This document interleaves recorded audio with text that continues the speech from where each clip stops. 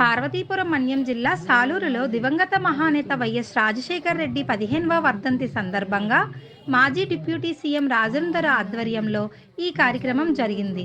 ఈ కార్యక్రమంలో భాగంగా ఆయన మాట్లాడుతూ స్వర్గీయ రాజశేఖర్ రెడ్డి విగ్రహానికి పూలమాలలు వేసి నివాళులర్పించారు. మరియు ఆయన మాట్లాడుతూ రాజశేఖర్ రెడ్డి పరిపాలనలో ఎంతో సుభిక్షంగా పరిపాలన చేసి ప్రజలతో మహానేతగా ఎన్నుకోబడిన వ్యక్తి అని ఆయన అన్నారు. ఈ కార్యక్రమానికి సాలూరు నియోజకవర్గం కార్యకర్తలు, అభిమానులు పాల్గొన్నారు.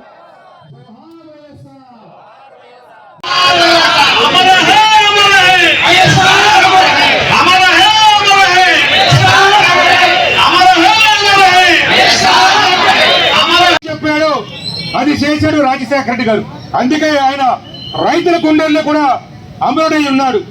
ఈ రోజు మన పిల్లలు చదువుకుంటున్నారు, డాక్టర్లుగా, ఇంజనీర్లుగా చదువుకుంటున్నారంటే ఆయన పుణ్యం. ఆయన చేశాడు కాబట్టి ఈ రోజు జగన్మోహన్ రెడ్డి గారు ఆయన అడుగుతారని నడిచారు. దాన్ని చూసి ఈ రోజేమో నేను కూడా చేస్తానని చంద్రబాబు గారు చెప్తున్నారు. కానీ చేయడం లేదని విషయం మీ అందరికీ తెలుసు. అలాగే ఆరోగ్యశ్రీ అంటే రాజశేఖర రెడ్డి గారు.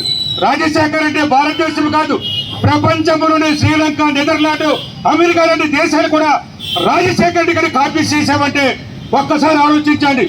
ఆరోగ్యశ్రీ విషయంలో అమరుడు రాజశేఖర రెడ్డి గారు. మేము గెలిస్తే ఆరోగ్యశ్రీ కింద 25 లక్షలు ఇస్తారని చెప్పారు జగన్మోహన్ రెడ్డి గారు.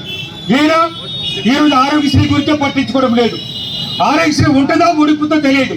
కేంద్రంలో ఏదైతే ఇస్తుందో దాన్ని తీసుకోమని చెప్తున్నారు. కేంద్రంలో ఉన్న మంత్రి చెంసాని చంద్రశేఖర్ గారు చెప్తున్నారు, కేంద్రం ఇచ్చింది మీరు తీసుకోండి, మనం ఇవ్వలేమో అని చెప్తున్నారు. అంటే రాజశేఖర రెడ్డి గారికి మరి ప్రజలు నమ్మితే, జగన్ గారికి ప్రజలు నమ్మితే, చంద్రబాబు నాయుడు గురించి ప్రజలకి, పేదలకు, దళితులకు, గిరిజనులకు, వాళ్ళకు బలహీన వర్గాలకి మోసం చేస్తాడు.